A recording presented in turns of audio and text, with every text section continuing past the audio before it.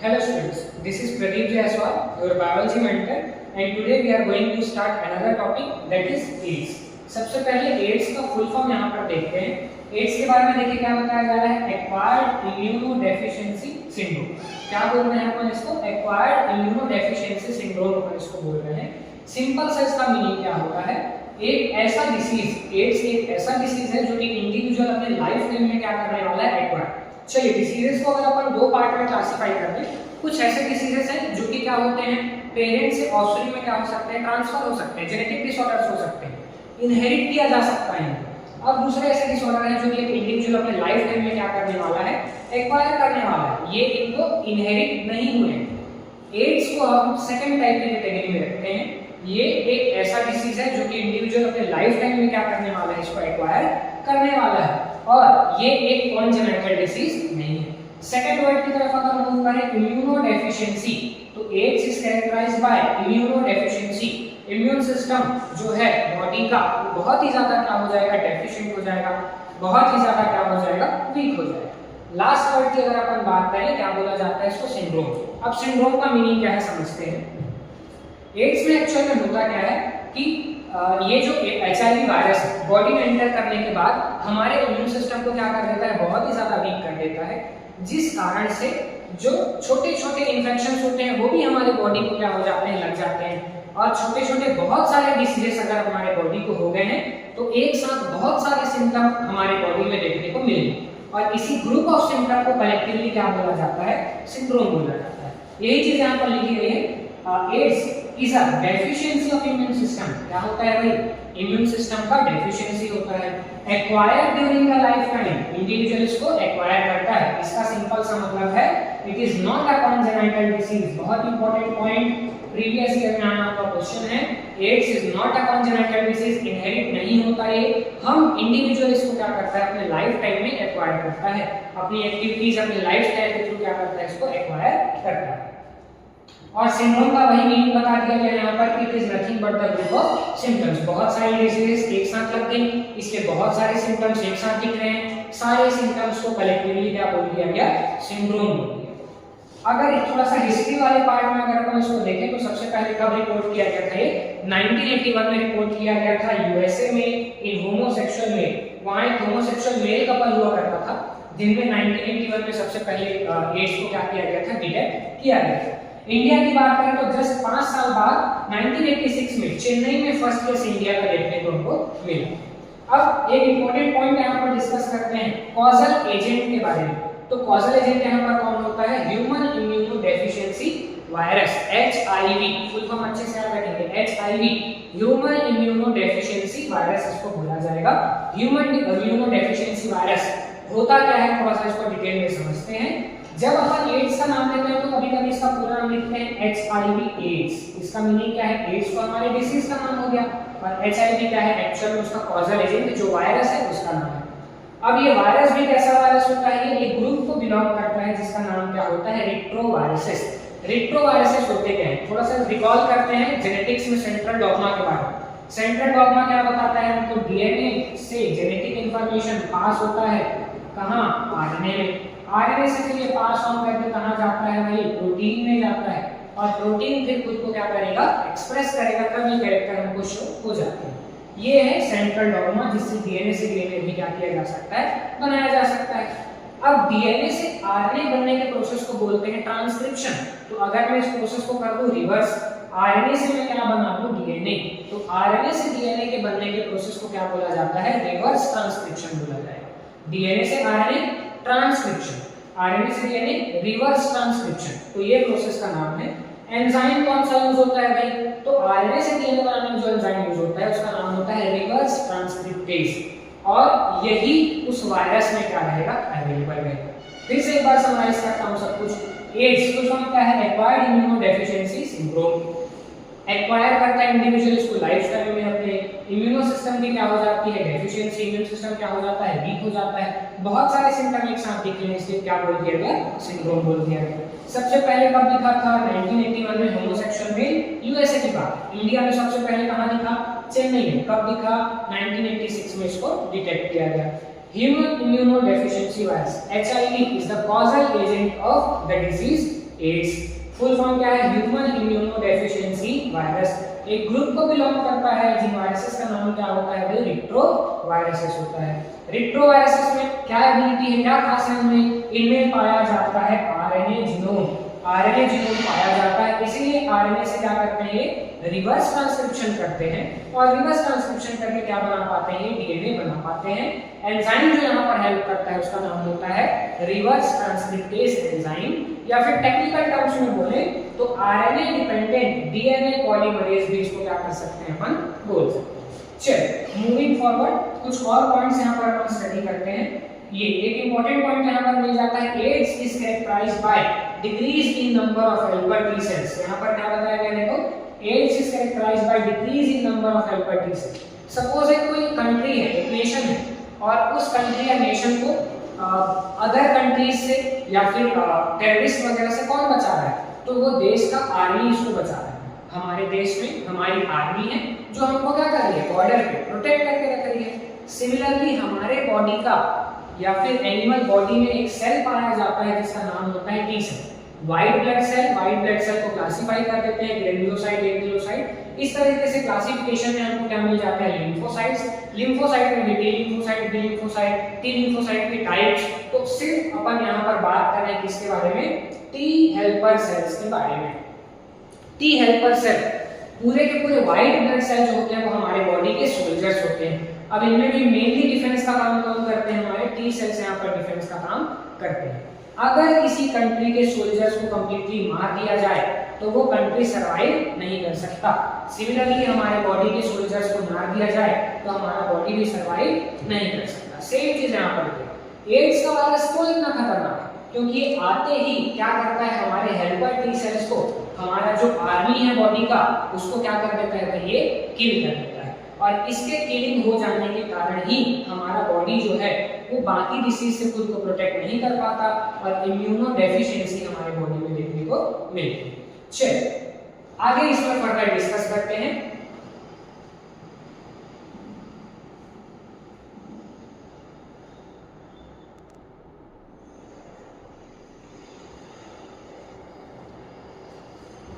Structure of HIV थोड़ा सा यहाँ पर अपन फर्दर डिस्कस करने वाले हैं। चलिए एनोटेशंस के साथ इसको थोड़ा सा समझते हैं। एक अपन ने डायग्राम यहाँ पर बना लिया है एचआईवी के वायरस का। एक एक करके कुछ पॉइंट्स यहाँ पर समझते हैं। बहुत ही इंपॉर्टेंट डायग्राम, बहुत ध्यान से इसको समझते हैं। चलिए देखते हैं क्या क्या चीजें यहाँ पर हमको बताई जा रही हैं। सबसे पहले देख सकते हैं अपन डायग्राम में, ये सबसे इनर पार्ट में हमारे पास क्या अवेलेबल है? 2 आरएनए के स्ट्रैंड्स अवेलेबल हैं। सिंगल स्ट्रैंडेड आरएनए जीनोम यहाँ पर पाया जाएगा। कितने मॉलिक्यूल्स होंगे भाई? बताएंगे कि 2 मॉलिक्यूल्स, एक ये हो गया और दूसरा ये हो गया। तो 2 सिंगल स्ट्रैंडेड आरएनए के क्या पाए जाते हैं? मॉलिक्यूल। एक क्वेश्चन यहाँ पर ये बन सकता है कि ये जो दोनों सिंगल स्ट्रैंडेड आरएनए के मॉलिक्यूल्स हैं, क्या ये दोनों एक दूसरे के कॉम्प्लीमेंट्री होंगे? तो आंसर आएगा बिल्कुल भी नहीं। क्योंकि अगर ये दोनों सिंगल स्ट्रैंडेड आरएनए एक दूसरे के कॉम्प्लीमेंट्री हो गए तो बीच में मोइटी आ जाएगी, हाइड्रोजन बॉन्ड बन जाएगा और ये दोनों सिंगल स्ट्रैंड से क्या हो जाएंगे? अटैच होकर डबल स्ट्रैंडेड। और अगर ये आरएनए डबल स्ट्रैंडेड हो गया तो फिर ये खुद को एक्सप्रेस नहीं कर पाएगा, आरएनए से डीएनए नहीं बनेगा, वायरस अपना इन्फेक्शन नहीं फैला पाएगा। तो सिंपल सा पॉइंट यहाँ पर क्या रखेंगे? 2 आरएनए के मॉलिक्यूल्स पाए जाते हैं जो कि क्या होते हैं? एक दूसरे के सिमिलर होते हैं, सेम होते हैं। क्या नहीं होते? याद रखेंगे, बिल्कुल भी ये कॉम्प्लीमेंट्री एक दूसरे के नहीं होते। क्योंकि अगर कॉम्प्लीमेंट्री हुए तो दोनों के बीच में क्या बन जाएगा? H बॉन्ड बन जाएगा। ठीक, अब बार बार अपन बात कर रहे हैं कि यहाँ पर कुछ तो एंजाइम पाया जाता है जिससे कैपेबिलिटी होती है आरएनए से क्या बनाने की? डीएनए बनाने की। तो ये देखो आरएनए के मॉलिक्यूल के साथ ही यहाँ पर 2 एंजाइम्स क्या होते हैं उसके साथ इनकॉर्पोरेटेड हैं। एंजाइम का नाम क्या अपन लिख देते हैं? रिवर्स ट्रांसक्रिप्टेज एंजाइम यहाँ पर इसको बोला जाता है। किस चीज में हेल्प करता है भाई बताओ? रिवर्स ट्रांसक्रिप्टेज एंजाइम किस चीज में हेल्प करने वाला है? तो इसमें बताएंगे आरएनए से डीएनए बनाने में, रिवर्स ट्रांसक्रिप्शन करने में क्या करने वाला है? हेल्प करने वाला है। तो ये रहा हमारा रिवर्स ट्रांसक्रिप्टेज एंजाइम। चलिए अब थोड़ा सा कवरिंग के बारे में बात करते हैं। इतना कॉम्प्लेक्स स्ट्रक्चर दिख रहा है, बहुत ज्यादा इसमें अपने को डिटेल में नहीं जाना है। ध्यान से अपन समझते हैं कि कवरिंग के बारे में क्या क्या चीजें बताई जाती हैं। सबसे पहले ये जो आउटर कवरिंग अपने को रेड कलर का बाई लेयर जो कवरिंग दिख रहा है, ये और कुछ नहीं है भाई, ये लिपिड का बाइलेयर बना हुआ है। क्या बना हुआ है ये? This is nothing but lipid bilayer. जैसे हमारे सेल मेम्ब्रेन में लिपिड का बाइलेयर होता है, यहाँ पर भी लिपिड का क्या पाया जाता है? बाइलेयर पाया जाएगा। फर्दर अगर अपन बात करें तो लिपिड के बाइलेयर में इनकॉर्पोरेटेड होते हैं कुछ क्या? प्रोटीन्स। और ये एक्चुअल में प्रोटीन कौन से हैं? ग्लाइकोप्रोटीन, नॉर्मल प्रोटीन नहीं। कौन से टाइप के प्रोटीन पाए जाते हैं? ये ग्लाइकोप्रोटीन। और ग्लाइकोप्रोटीन है इसलिए इसको किससे डिनोट किया जाएगा? जीपी से अपन इसको डिनोट करते हैं।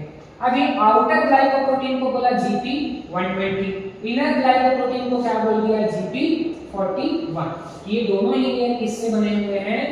ग्लाइकोप्रोटीन से बने हुए हैं। इंपॉर्टेंट पॉइंट याद रखना। चलिए और अंदर चलते हैं। लिपिड बाइलेयर हो गया, उसमें घसे हुए हैं क्या? ग्लाइकोप्रोटीन के मॉलिक्यूल्स। और अंदर जाएंगे तो ये देखिए प्रोटीन के हमको यहाँ पर क्या मिल रहे हैं? 2 लेयर्स देखने को मिल रहे हैं। प्रोटीन के लेयर्स, एक बार क्या बोला था? कैप्सिड भी इनको बोला जा सकता है। तो अगर इन लेयर की बात करें तो यहाँ पर भी प्रोटीन के 2 लेयर्स अवेलेबल हैं। एक प्रोटीन का इनर लेयर अवेलेबल है और एक प्रोटीन का आउटर लेयर हमारे पास अवेलेबल है। आउटर प्रोटीन के लेयर को बोलते हैं P17, इनर लेयर को क्या बोलते हैं? P24। और ये दोनों लेयर किससे बने हुए हैं भाई? प्रोटीन से बने हुए हैं। किसके बने हुए लेयर्स हैं? प्रोटीन के बने हुए लेयर्स। तो ये हमारा क्या हो गया? स्ट्रक्चर। कुछ एडिशनल यहाँ पर एंजाइम्स भी पाए जाते हैं, उनका नाम लिख सकते हैं अपन, जैसे कि इंटीग्रेज, उसके अलावा परमीएज, ये सारे भी यहाँ पर क्या पाए जाते हैं? कुछ यहाँ पर एंजाइम्स भी यहाँ पर क्या रहते हैं? अवेलेबल रहते हैं। ठीक है, तो इंटीग्रेज और परमीएज नाम के और भी कुछ यहाँ पर एंजाइम मॉलिक्यूल्स क्या हो सकते हैं इसके अंदर अवेलेबल होते हैं, जो इसको रिवर्स ट्रांसक्रिप्शन करने के प्रोसेस में क्या करते हैं? हेल्प करते हैं, खुद को एक्सप्रेस करने में क्या करेंगे? हेल्प करते हैं। एक बार समराइज करता हूँ। स्ट्रक्चर ऑफ एचआईवी देख रहे हैं। आउटर कवरिंग लिपिड का बाइलेयर पाया गया, उसमें एम्बेडेड है कुछ ग्लाइकोप्रोटीन्स GP120, GP41। उसके अंदर आ जाए तो क्या अवेलेबल है? प्रोटीन के लेयर्स, 2 लेयर। इनर वाला कौन सा हो जाएगा? P24। आउटर वाला कौन सा हो जाएगा? P17। किसके बने हुए लेयर्स हैं? प्रोटीन के बने हुए लेयर्स। ठीक है, तो ये सारी चीजें अपने को याद रखनी है। कोर में क्या पाया जाएगा? सिंगल स्ट्रैंडेड आरएनए, दोनों के दोनों स्ट्रैंड एक दूसरे के सिमिलर, कॉम्प्लीमेंट्री नहीं। कॉम्प्लीमेंट्री हुआ तो H बॉन्ड बन जाएगा, एक्सप्रेशन नहीं होगा। और साथ में बहुत इंपॉर्टेंट एंजाइम जिसका नाम क्या होता है? Reverse transcriptase. So this is all about structure of the HIV virus. चलिए फर्दर मूव करते हैं आगे और कुछ चीजें यहाँ पर समझते हैं। ट्रांसमिशन के बारे में बात करते हैं।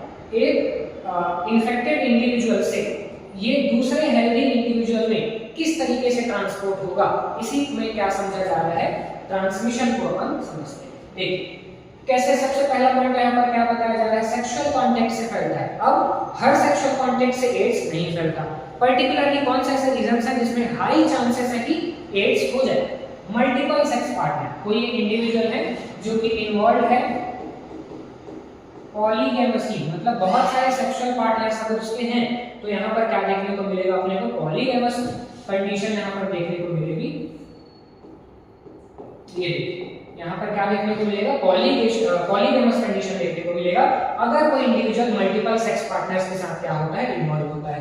प्रोस्टिट्यूशन एक बड़ा रीजन है जिससे क्या फैल सकता है? एड्स का ट्रांसमिशन हो सकता है। होमोसेक्सुअलिटी, याद है अपने को 1981 में जो पहला केस डिटेक्ट किया गया था वो होमोसेक्सुअल मेल्स का ही था। और आर्टिफिशियल इंसेमिनेशन, ये जो 4 पॉइंट्स अपन यहाँ पर पढ़ रहे हैं, ऐसा करने से एड्स फैलेगा ही ये नहीं है। हम क्या देख रहे हैं कि ये जो ऐसे इवेंट्स हैं जिनमें एड्स के फैलने का, ट्रांसमिशन का चांसेस क्या होता है? सबसे ज्यादा हाई होता है।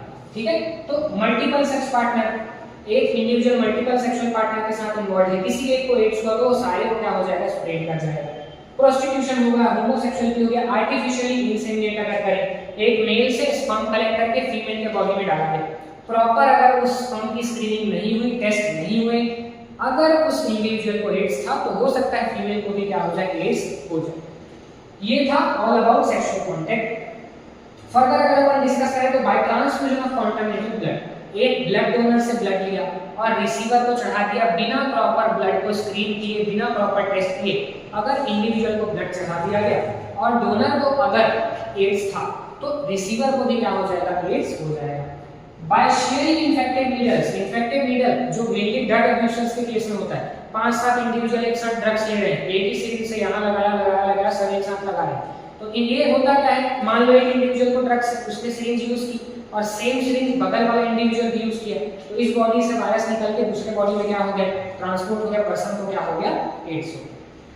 नेक्स्ट टैटूइंग, टैटू बनाना, अगर टैटू कोई बना रहा है तो उस केस में भी क्या हो जाएगा, अभी टैटू बनाने के केस में भी क्या हो जाएगा, सिरिंज नीडल का इस्तेमाल होता है, नीडल स्किन को पेनिट्रेट करता है और क्या बनाता है, उससे टैटू इंक छोड़ देता है बॉडी के अंदर।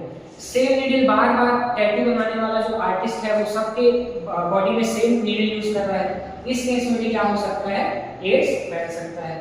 Through poorly sterilised medical instrument, अगर कोई हॉस्पिटल है, कोई डॉक्टर है, नर्स है, वार्ड बॉय है, अगर जो मेडिकल इंस्ट्रूमेंट्स होते हैं, टीथ को मतलब मान लीजिए डेंटल इंस्ट्रूमेंट्स हो गए या फिर क्या हो गया, स्पैचुला हो गया, कटिंग करने का कोई इंस्ट्रूमेंट हो गया, तो कोई भी मेडिकल इंस्ट्रूमेंट अगर अच्छे से उसको धोया ना जाए, स्टेरिलाइज ना किया जाए, फ्री फ्रॉम माइक्रोब ना किया जाए, तब भी क्या हो सकता है, ये एड्स ट्रांसमिट हो सकता है।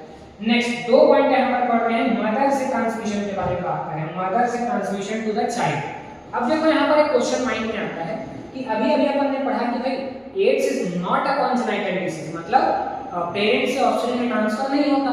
एट द सेम टाइम मैं बोल रहा हूँ कि मदर से भाई फीटस को या फिर इन्फेंट को क्या हो सकता है, ट्रांसफर हो सकता है, तो फिर तो गड़बड़ हो गई। समझते हैं, वहां कॉन्जेनाइटल डिसीज नहीं है, इसका मतलब जेनेटिकली ट्रांसफर नहीं होता।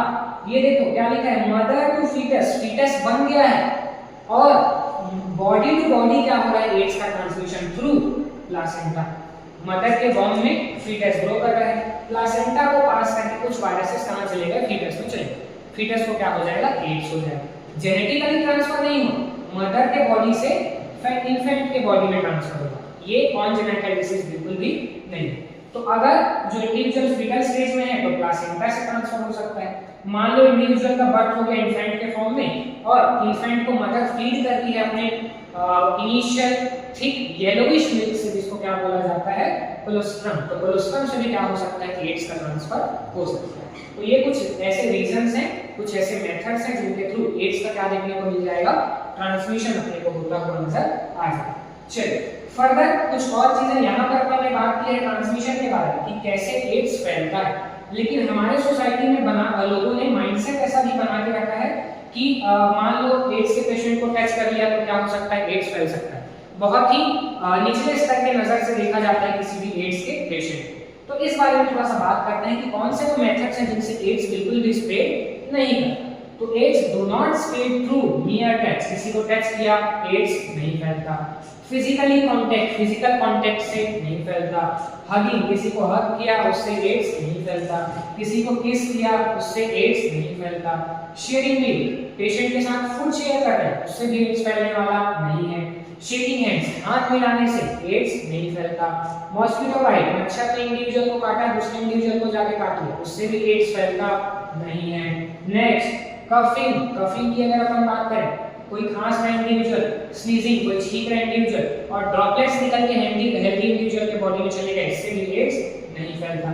Looking after ads patient, ads patient के केयर करने से भी एड्स फैलने वाला नहीं। अब ये एक इंपॉर्टेंट पॉइंट यहाँ पर हमको मिल रहा है, it spreads only through body fluid. Semen हो गया, ब्लड हो गया, लिम्फ हो गया, इन सब चीजों से क्या हो सकता है, एड्स एक इंडिविजुअल से दूसरे इंडिविजुअल के बॉडी में ट्रांसमिट हो सकता है। बाकी ये जो अपन ने मेथड्स देखे इनसे बिल्कुल भी एड्स फैलने वाला नहीं।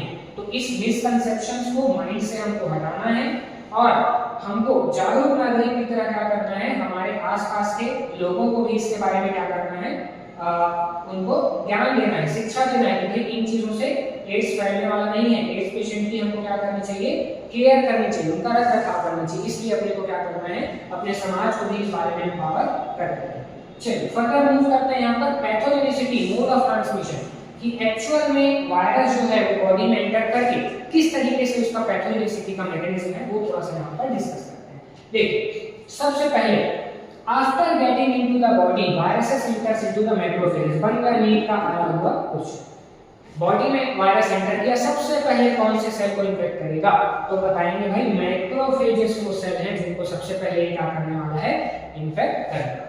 तो after getting into the body viruses enter into macrophages where ssRNA, ssRNA मतलब क्या, अभी अभी पढ़ा था हमने, सिंगल स्ट्रैंडेड आरएनए इसमें पाया जाएगा। और ये सिंगल स्ट्रैंडेड आरएनए जैसे ही मैक्रोफेज सेल में एंटर किया वहां पर क्या करेगा, ये रिवर्स ट्रांसक्रिप्शन करेगा। कौन सा एंजाइम काम में आता है, रिवर्स ट्रांसक्रिप्टेज एंजाइम्स को काम में आए, और आरएनए से फिर क्या बनेगा, डीएनए बनेगा। सिंगल स्ट्रैंडेड आरएनए था, आरएनए से क्या बना रहा है ये वायरस, डीएनए बना रहा है। जो एंजाइम काम में आया उसका नाम क्या होता है, रिवर्स ट्रांसक्रिप्टेज एंजाइम होगा। चलिए फर्दर नेक्स्ट स्टेप में मूव करते हैं। बॉडी में वायरस एंटर कर चुका है, मैक्रोफेज सेल के अंदर ये जा चुका है। सेल के साइटोप्लाज्म में क्या किया इसने, पूरा वायरस का जो कोट है वो बाहर रह जाएगा, सिर्फ आरएनए कहां जाएगा, सेल के अंदर। और आरएनए रिवर्स ट्रांसक्रिप्शन करके क्या बना लेगा, डीएनए। अब ये डीएनए ट्रेवल करते करते साइटोप्लाज्म से कहां घुस जाएगा, न्यूक्लियस। न्यूक्लियस के अंदर क्या है, डीएनए। डीएनए के साथ क्या हो जाएगा, इनकॉर्पोरेट हो जाएगा। DNA this viral DNA gets incorporated into the host cell's DNA and directs the infected cell to produce progeny viruses। अब वहां पर अपना जो डीएनए उसने बनाया था उसकी बहुत सारी कॉपीज बनाएगा। अब ये जो डीएनए के कॉपीज रहेंगे वो पूरे के पूरे सेल की मशीनरी को यूज करेंगे और फर्दर लार्ज अमाउंट में प्रोजेनी वायरसेस का क्या करेंगे, प्रोडक्शन करेंगे। और इस तरीके से जो हमारा मैक्रोफेज है वो एचआईवी फैक्ट्री की तरह क्या करने लगता है काम। एक क्वेश्चन यहाँ पर आता है कि भाई इन्फेक्टेड सेल मरता नहीं है क्या, तो नहीं, मैक्रोफेज जो इन्फेक्ट हो चुके हैं वो बिल्कुल भी मरने वाले नहीं है, वो एचआईवी फैक्ट्री की तरह काम करते हैं। ये देखो अगला क्वेश्चन बन गया नीट का, macrophages act as HIV factory, HIV factory की तरह क्या करता है, वो काम यहाँ पर करता है। चलिए फर्दर मूव करते हैं नेक्स्ट स्टेप। क्या क्या हो चुका, मैक्रोफेज हमारे बॉडी में एंटर कर चुके हैं। बॉडी में एंटर करने के बाद मैक्रोफेज को उन्होंने एचआईवी फैक्ट्री की तरह काम में लगाना स्टार्ट कर दिया है और प्रोजेनी वायरसेस बन रहे हैं। प्रोजेनी वायरसेस के नंबर को और बढ़ाने के लिए वायरस क्या किया, simultaneously HIV enters into helper T cell, body के सोल्जर्स के अंदर आ गए, सोल्जर क्या कर देगा, मार देगा। Helper T lymphocytes replicate and produce further progeny virus. Helper T cell के अंदर गया और वहां पर फर्दर क्या किया, रेप्लिकेट किया, लार्ज अमाउंट में प्रोजेनी वायरसेस का क्या करने लगा है, ये प्रोडक्शन करने लगा है। अब क्या होगा आगे, which gets released into blood and attack other helper T cells. कुछ हेल्पर टी सेल्स ने एंटर किया था, अब उनको इन्फेक्ट किया, प्रोजेनी वायरसेस बनाए, प्रोजेनी वायरसेस ब्लड में रिलीज हो गए, ब्लड में ट्रेवल करते करते बॉडी के हर एक पार्ट में पहुंच जाएंगे, हर एक पार्ट के टी लिम्फोसाइट्स को ये क्या करेंगे, अटैक करेंगे और इससे धीरे धीरे टी लिम्फोसाइट हमारी बॉडी में क्या हो जाएंगे, कम हो जाएंगे। This repetition leads to progressive decrease in the number of helper T cells। helper T cell धीरे धीरे बॉडी में क्या हो गए, बहुत ही ज्यादा हमारे कम हो गए हैं। अब बॉडी के सोल्जर्स क्या हो गए, मर गए। अब जैसे कि एक कंट्री में सोल्जर सारे खत्म हो गए तो साइड साइड के कंट्री क्या करेंगे, अटैक करना स्टार्ट करेंगे। छोटा छोटा कंट्री जिनका कोई पावर नहीं था पहले, वो भी आके क्या करेंगे, अटैक करेंगे, क्योंकि उनको पता है कि यहाँ पर कोई भी सोल्जर अवेलेबल नहीं। सेम चीज हमारी बॉडी के साथ होती है, सारे टी लिम्फोसाइट मर गए, ऑलमोस्ट कमी हो गई नंबर में बहुत ज्यादा। छोटे छोटे पैथोजेंस को भी लगेगा कि भाई इसका तो इम्यून सिस्टम बिल्कुल ही वीक हो गया, इसको जाके क्या किया जाएगा, इन्फेक्ट किया जाएगा और इसलिए लार्ज नंबर ऑफ क्या देखने को मिलेंगे, सिम्टम्स अपने को देखने को मिलेंगे। This repetition leads to progressive decrease in the number of helper T lymphocytes in the body. During this period, the person suffers from ये सारे symptoms हैं, bouts of fever, बहुत बार फीवर आएगा, डायरिया हो जाएगा, वेट लॉस होगा, छोटे छोटे माइनर इन्फेक्शन, बहुत इंपॉर्टेंट पॉइंट है ये, from minor infections due to bacteria. एक बैक्टीरिया है माइकोबैक्टीरियम, एक पैरासाइट है टैक्सोप्लाज्मा। अब माइकोबैक्टीरियम और टैक्सोप्लाज्मा के बारे में क्या रखना है, ये इतने माइनर इन्फेक्शन है कि नॉर्मली अगर हमारा इम्यून सिस्टम काम करे तो इनसे कभी भी हम इन्फेक्ट होने वाले नहीं हैं। इनकी कोई भी यहाँ पर इनकी जरा सा भी पावर नहीं कि ह्यूमन बॉडी को क्या कर दे, इन्फेक्ट कर दे। लेकिन टी लिम्फोसाइट डिक्रीज हो गया, इनके पास भी अब क्या है, पावर आ गई, इनके पास एक्चुअल में पावर नहीं है, हमारा इम्यून सिस्टम क्या हो गया अभी, और इसलिए केपेबल हो जाते हैं अब हमको क्या करने के लिए, इन्फेक्ट करने के लिए। तो माइकोबैक्टीरियम टैक्सोप्लाज्मा जैसे छोटे छोटे माइनर इन्फेक्शन कॉज करने वाले ऑर्गेनिज्म भी बॉडी में आ जाएंगे और हमको क्या करेंगे, इन्फेक्ट करेंगे। वही पॉइंट यहाँ पर बताया गया, देखो from other viruses and fungi that could have been otherwise overcome. हमारा इम्यून सिस्टम सही से काम कर रहा होता तो ये बीमारियां हमको नहीं होती, लेकिन इम्यून सिस्टम बहुत वीक हो गया, इसलिए ये बीमारियां हमको क्या हो गई है, कॉज हो गई। चलिए फर्दर मूव करते हैं। अब क्या हो चुका है, ये जो पेशेंट है हाईली इम्यूनो डेफिशिएंट हो चुका है, इसके बॉडी में इम्यून सिस्टम जो है वो क्या हो चुका है, बहुत ही वीक हो चुका है। और अब अपन समझते हैं कि फर्दर इसके साथ क्या होने वाला है। देखिए the patient becomes so immunodeficient that he is unable to protect himself herself against these infection which ultimately results into death। तो क्या बताया गया कि बॉडी इतना इम्यूनोडेफिशिएंट हो जाएगा कि बहुत सारे इन्फेक्शन हो जाएंगे, बहुत सारी बीमारियां हो जाएंगी और अल्टीमेटली ह्यूमन बीइंग इसको अपने आप को प्रोटेक्ट नहीं कर पाएगा, अल्टीमेटली उसकी क्या होने वाली है, डेथ होने वाली है। हो सकता है हम मेडिसिन को यूज करके लाइफ को थोड़ा सा प्रोलॉन्ग कर लें, लेकिन डेथ को यहाँ पर रोका नहीं जा सकता। वही लिखा हुआ है, देखो इन्फेक्टेड सेल, जो एक पॉइंट में पहले बताया था कि मैक्रोफेजेस जो होते हैं वो क्या करते हैं भाई, सर्वाइव करते हैं, चाहे फैक्ट्री की तरह काम करते हैं। तो वही लिखा है infected cell survive while viruses are being replicated and release. इनके होते तक वायरसेस रेप्लिकेट वगैरह होते हैं। चलिए फर्दर मूव करते हैं, यहाँ पर थोड़ा सा डायग्राम एनसीईआरटी का यहाँ पर देखते हैं क्या क्या बताया जा रहा है। देखो सबसे पहले हमारे पास क्या अवेलेबल है, एक रेट्रोवायरस, नाम क्या है इसका, एचआईवी। ये देखो रेट्रोवायरस एचआईवी बॉडी में क्या करेगा, एंटर, ये उसका वायरल कोड है और ये क्या है इसका आरएनए जीन आया बॉडी में एंटर किया। कोड प्रोटीन का ये जो बना हुआ ग्लाइकोप्रोटीन प्रोटीन का कोड है वो बाहर ही रह जाएगा, अंदर सिर्फ क्या आने वाला है, आरएनए। आरएनए में रिवर्स ट्रांसक्रिप्शन होगा, कौन से एंजाइम की हेल्प से, रिवर्स ट्रांसक्रिप्टेज एंजाइम की हेल्प से। आरएनए से क्या बन जाएगा, ये था क्या, आरएनए, आरएनए से क्या बन जाएगा भाई, डीएनए। और अब ये डीएनए देखो, ये तो क्या है, हमारा सेल है, ये क्या है, देखो एक बार दिखा देता हूं, ये क्या है, हमारा एनिमल सेल है। और ये एनिमल सेल जो हमारा है इसका ये रहा क्या, न्यूक्लियस। तो ये जो वायरल डीएनए हमारा बना है, ये वायरल डीएनए जाएगा कहां, न्यूक्लियस में। न्यूक्लियस में पड़े होस्ट के डीएनए के साथ में क्या कर जाएगा, बाइंड कर जाएगा। प्रोजेनी वायरसेस यहां से बन के निकलेंगे, छोटे छोटे डीएनए बनाएगा। साइटोप्लाज्म सेल की मशीनरी को यूज करके ये वायरसेस जो है अपना कोट बना लेंगे और उसके बाद ये कहां पर आ जाएंगे, सेल से निकल के बाहर। बाहर आने के बाद कहां जाएंगे, हमारे ब्लड स्ट्रीम में, ब्लड स्ट्रीम से जाते जाते ये हर एक सेल के पास पहुंचेंगे। अल्टीमेटली टी लिम्फोसाइट को क्या कर देंगे, खत्म कर देंगे। हमारा इम्यून सिस्टम क्या कर जाएगा, बहुत वीक, और क्या हो जाएगा, इंडिविजुअल को एड्स हो जाएगा। तो ये पूरा मैकेनिज्म है, एड्स किस तरीके से पैथोजेनिसिटी उसकी होती है, ठीक है। ये सारी बातें हम इसमें याद रखेंगे। चलिए फर्दर मूव करते हैं, कुछ और इंपॉर्टेंट पॉइंट्स इसमें देखते हैं एड्स के बारे में।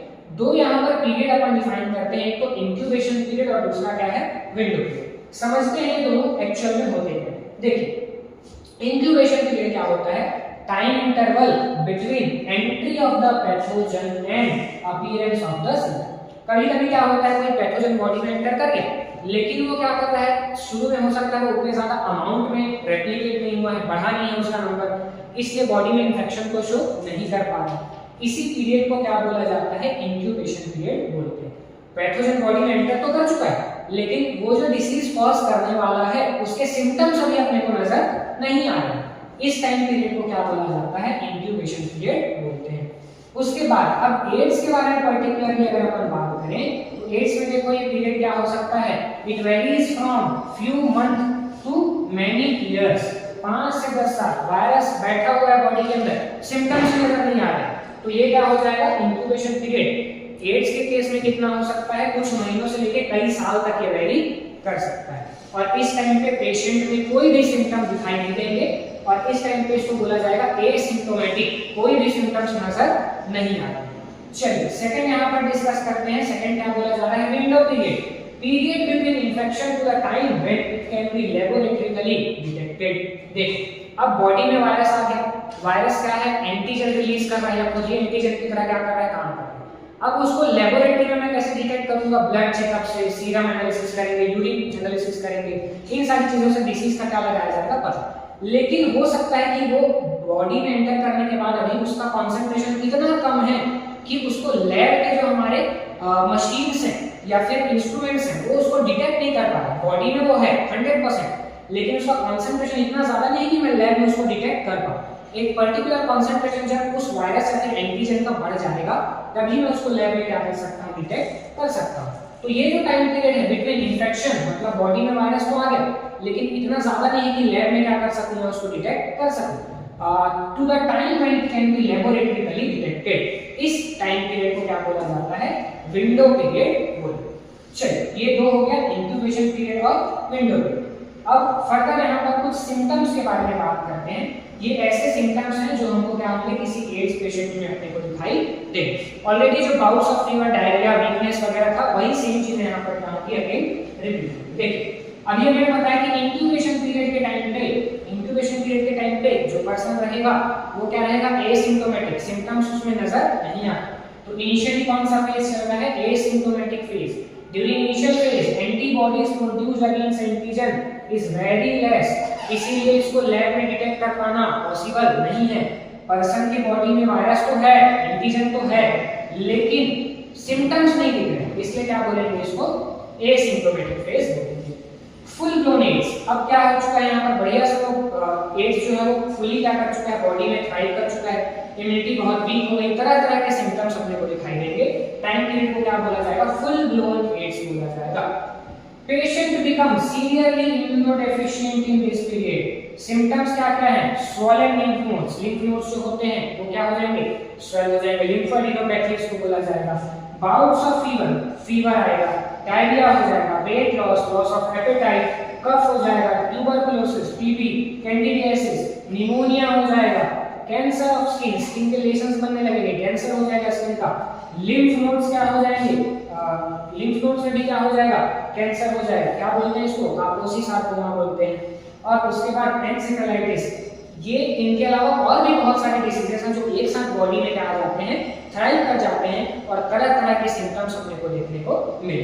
तो this is all about symptoms which can be seen in a AIDS patient. चलो फर्दर देखिए क्या बताया गया यहाँ पर एक point, most of the infections are due to opportunistic infections appear when immunity becomes weak. जैसे कि दो पैथोजन के बारे में बताया, एक बैक्टीरिया और दूसरा क्या था, पैरासाइट। बैक्टीरिया का नाम माइकोबैक्टीरियम और पैरासाइट का नाम क्या था, टैक्सोप्लाज्मा। इनकी उतनी कैपेबिलिटी नहीं होती कि भाई हमको क्या कर पाए, इन्फेक्ट कर पाए, लेकिन जब ये देखते हैं कि बॉडी का इम्यून सिस्टम बहुत ही डाउन है, इनको नजर आती है अपॉर्चुनिटी कि इनको क्या किया जा सकता है, इस पर्टिकुलर इंडिविजुअल को इन्फेक्ट किया जा सकता है। तो इस अपॉर्चुनिटी को ये लेते हैं और तुरंत ही इंडिविजुअल को क्या कर देते हैं, इन्फेक्ट कर देते हैं। तो मोस्टली जो सिम्टम्स अपने को यहाँ नजर आ रहे हैं वो अपॉर्चुनिस्टिक है। पैथोजन को क्या मिल गई, इम्यून सिस्टम के वीक होने के कारण अपॉर्चुनिटी मिल गई इन्फेक्ट करने की, और इसी कारण से अपने को देखने को मिली। चलिए फर्दर देखते हैं कुछ टेस्ट जिनके थ्रू अपन क्या कर सकते हैं, एड्स को डिटेक्ट डायग्नोज कर सकते हैं। सबसे पहले स्क्रीनिंग टेस्ट। सबसे पहले स्क्रीनिंग के लिए कौन सा टेस्ट यूज करते हैं, बहुत इंपॉर्टेंट, मल्टीपल टाइप एग्जाम में आया हुआ question, enzyme linked immunosorbent assay, full form enzyme linked immunosorbent assay. Test का क्या नाम है, एलाइजा एंजाइम लिंक्ड इम्यूनोसॉर्बेंट ऐसे बोला जाता है। क्या करते हैं, बेस्ड होता है एंटीजन एंटीबॉडी के इंटरेक्शन पे बेस्ड होता है। एंटीजन बॉडी में उसके अगेंस्ट कितना एंटीबॉडी प्रोड्यूस हुआ है, इस बेसिस पे अपन पता लगाते हैं कि क्या पर्टिकुलर पर्सन को एड्स है या फिर नहीं। अब मान लीजिए कि एलिसा टेस्ट क्या आ जाता है, पॉजिटिव आता है, तो उस केस में एक बार और कंफर्म करने के लिए यहाँ पर क्या किया जाता है, कंफर्मेटरी टेस्ट किया जाता है, जिसका नाम क्या होता है, western blot, which detects antibodies in the patient serum. Serum analysis किया जाएगा और सीरम में क्या देखा जाएगा कि भाई एंटीबॉडीज क्या यहाँ पर प्रोड्यूस हुए हैं। सीरम क्या होता है, तो सीरम के बारे में अपन प्रीवियसली चैप्टर में पढ़ चुके हैं। क्या होता है भाई, देखो ब्लड है हमारा, ब्लड को दो पार्ट में क्या कर दिया, क्लासिफाई। लिक्विड वाले पार्ट को बोला प्लाज्मा, और सॉलिड पार्ट जिसमें सेल्स पाए जाते हैं इनको क्या बोल दिया, फॉर्म्ड एलिमेंट्स बोल दिया, है ना। तो प्लाज्मा और क्या अवेलेबल है हमारे पास, दूसरा यहाँ पर सॉलिड पोर्शन, सेल वाला पोर्शन, जिसको क्या बोल दिया है, फॉर्म्ड एलिमेंट्स बोल दिया है। फॉर्म्ड एलिमेंट्स को और क्या बोल सकते हैं, ब्लड कर्पसल्स भी बोलते हैं। ब्लड कर्पसल्स के अलावा और क्या बोल सकते हैं, इनको ब्लड सेल्स भी बोला जा सकता है। तो यहाँ पर क्या क्या आ जाएगा, आरबीसी आ जाएगा, डब्ल्यूबीसी आ जाएगा, और क्या आ जाएंगे हमारे प्लेटलेट्स आ जाएंगे। प्लाज्मा की बात करें तो दो पार्ट में इसको डिवाइड कर सकते हैं, एक होता है सीरम और दूसरे होते हैं क्या, clots. Clotting factors, proteins, enzymes, इनको अगर निकाल दिया जाए, फाइब्रिन, फाइब्रिनोजेंस वगैरह को, प्रोथ्रोम्बिन को हटा दिया जाए, तो जो पोर्शन प्लाज्मा का बचेगा that is known as serum. और इसी सीरम को एनालाइज करेंगे, पता लगाएंगे कि क्या उसमें एंटीबॉडीज प्रोड्यूस हुए हैं एड्स के वायरस के अगेंस्ट। अगर हुए हैं तो वेस्टर्न ब्लॉट का ये जो टेस्ट है कंफर्मेटरी टेस्ट वो क्या हो जाएगा कंफर्म, और ये पता लग जाएगा कि पेशेंट को क्या हो चुका है, एड्स हो चुका है। तो ये ऑल अबाउट डायग्नोसिस के बारे में। चलिए फर्दर मूव करते हैं। डायग्नोसिस के बाद ट्रीटमेंट के बारे में थोड़ा सा यहाँ पर बात करते हैं। ट्रीटमेंट में देखिए क्या बताया गया, ट्रीटमेंट ये बहुत इंपॉर्टेंट एक लाइन यहाँ पर लिख दी गई है, treatment is only partially effective. Partially effective रहता है, कंप्लीटली ट्रीट एड्स को नहीं किया जा सकता। Treatment is only partially effective, only prolong the life. Person 10 साल में मरने वाला था, अब क्या मरेगा, 12 साल में मरेगा। 10 साल उसका लाइफ था, ट्रीटमेंट कर करके उसको 12 साल तक हमने कुछ भी करके उसको क्या किया, जिंदा किया, लाइफ को प्रोलॉन्ग कर लिया, लेकिन उसकी डेथ को अपन रोक नहीं सकते। Patients but can not prevent death which is inevitable. Death को अल्टीमेटली यहाँ पर रोकना इम्पॉसिबल है एड्स के केस में। फिर भी कुछ ट्रीटमेंट जो अपन यूज करते हैं वो क्या क्या है, रिवर्स ट्रांसक्रिप्टेज इनहिबिटर। वायरस में क्या है भाई, आरएनए, आरएनए से क्या बनाता है वो हमारे बॉडी में जाके डीएनए। अगर इस प्रोसेस को कहीं ना कहीं रोक दिया जाए तो इसको एड्स के पेशेंट को थोड़ा सा उसकी लाइफ को क्या किया जा सकता है, प्रोलॉन्ग किया जा सकता है। कौन से ड्रग्स यहाँ पर यूज होते हैं, ज़ाइडोकाइन, इसका केमिकल नेम अगर अपन और पढ़ें तो क्या है, एजेक्टिक, एजिरोथाइमिड इसको बोला जाता है। रिवर्स ट्रांसक्रिप्टेज एंजाइम को इनहिबिट करता है, आरएनए से डीएनए बनने को क्या करता है, रोकता है। Are used in anti retroviral therapy. Retrovirus उसके अगेंस्ट जो थेरेपी है, नाम क्या दिया, anti retroviral therapy. Second treatment जो दो एंजाइम बताए थे, प्रोटीएज और इंटीग्रेज, इनके इनहिबिटर्स को भी क्या किया जा सकता है, यहाँ पर यूज कर सकते हैं, ताकि ओवरऑल जो वायरस का रिवर्स ट्रांसक्रिप्शन वाला प्रोसेस है, बॉडी को इन्फेक्ट करने वाला प्रोसेस है, उसको क्या किया जा सके, रोका जा सके। तो this is all about treatment. Further next अगर अपन बात करें यहाँ पर प्रिवेंशन, देख एक बहुत ही इंपॉर्टेंट यहाँ पर अगेन एनसीईआरटी की लाइन हमारे पास अवेलेबल है, AIDS has no cure. AIDS का कोई भी क्योर नहीं है, prevention is the best option. इसीलिए prevention is better than cure, हमेशा बोलते जाते हैं। So don't die of ignorance. NCERT ने सैवेज यहाँ पर रिप्लाई दे दिया है कि भाई ऐसा नहीं करना है कि आज पता चला किसी तरीके से कि शायद मेरे को एड्स है, तो इग्नोर नहीं करना है कि आप कल परसों जाके चेकिंग करा लेंगे, तुरंत ही जाके उसको क्या करना है, चेक कराना है अर्ली स्टेजेस में, ताकि लाइफ को क्या किया जा सके, जितना बचाया जा सकता है उतना बचाया जा सके।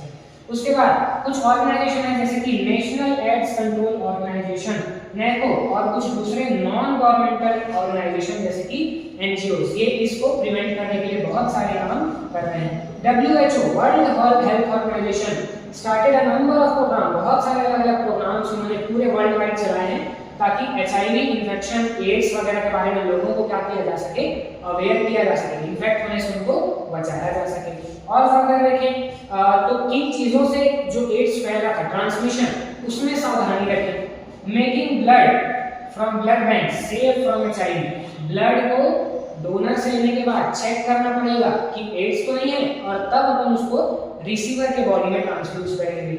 उसके बाद डिस्पोजेबल नीडल को सिर्फ एक बार यूज करना है, दोबारा यूज नहीं करना है। उसके बाद next free distribution of condoms, यहाँ पर कॉन्डम्स का क्या किया जाएगा, डिस्ट्रीब्यूशन किया जाएगा। ये कॉन्डम क्या है भाई, पीनस का कवरिंग है जो कॉइटस के टाइम पे मेल बियर करेगा, और इससे फायदा क्या होता है, बॉडी के फ्लूइड को ट्रांसफर नहीं होने देता। इसका मतलब सिंपली हर टाइप के एसटीडी से, सेक्सुअली ट्रांसमिटेड इन्फेक्शन से, एसटीआई से हमको क्या करके रखता है, प्रिवेंट करके रखता है। ड्रग अब्यूज को कंट्रोल करना पड़ेगा। उसके बाद जो इन्फेंट्स हैं, ईयर लविंग वगैरह उनको करानी पड़ेगी, ताकि वो इसके बारे में क्या हो सके, अवेयर हो सके। ये सारी चीजें कंटिन्यूअस रेगुलर चेकअप वगैरह कराया जाएगा, है ना। HIV एड्स के जो पेशेंट होते हैं उनको हीन भावना से नहीं देखना है, उनको ऐसे नहीं देखना है कि यार इसको तो एड्स है, सोसाइटी से इनको निकाल लो, ऐसा कुछ नहीं करना। वो भी ह्यूमन बीइंग है, उनके पास भी दिल है, उनका भी हमको क्या करना है, देखभाल करना है, क्योंकि इन सारी चीजों से एड्स फैलने वाला नहीं। So this is all about AIDS. Further next class we will start from cancer. All the best. Good luck. Bye.